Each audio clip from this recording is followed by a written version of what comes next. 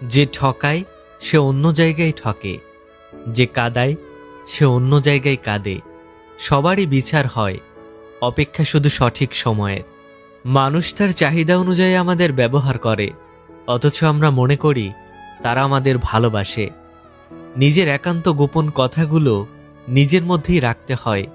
ভরসার হাত যতই বিশ্বস্ত হোক না কেন, স্বার্থে আঘাত লাগলে মানুষ রূপ বদলাতে একটুও সময় নেয় না। জীবনে যত মায়া কমাতে পারবেন ততই ভালো থাকবেন, কারণ জীবনে যার মায়ার পরিমাণ যত বেশি, তার জীবনে কষ্টের পরিমাণও ততটাই বেশি। একটি সুখ মানুষকে সারা জীবন হাসাতে পারে না, কিন্তু একটা দুঃখ মানুষকে সারা জীবন কাঁদাতে পারে। স্বার্থপর মানুষের কোনো অতীত থাকে না, তাদের থাকে শুধু বর্তমান সুবিধা আর ভবিষ্যতের লোভ। টাকা থাকলে অযোগ্যরাও যোগ্য হয়ে যায়, সাথে পেয়ে যায় জ্ঞান দেওয়ার ছাড়পত্র।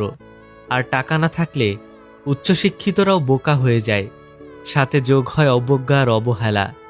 আপনি যদি জানতেন আপনার অনুপস্থিতিতে কি কি বলা হয়, তাহলে আপনি অনেকের সাথেই হাসি মুখে কথা বলা বাদ দিতেন।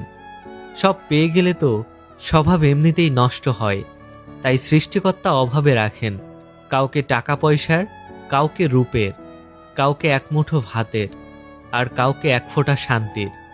টাকার পরিমাণ বাড়লে আত্মীয়তা বাড়ে, আর না বাড়লে বাড়ে দূরত্ব। স্বার্থের মায়াজালে পৃথিবীটা ঘেরা, ভালো থাকে তারাই যারা অভিনয়ে সেরা।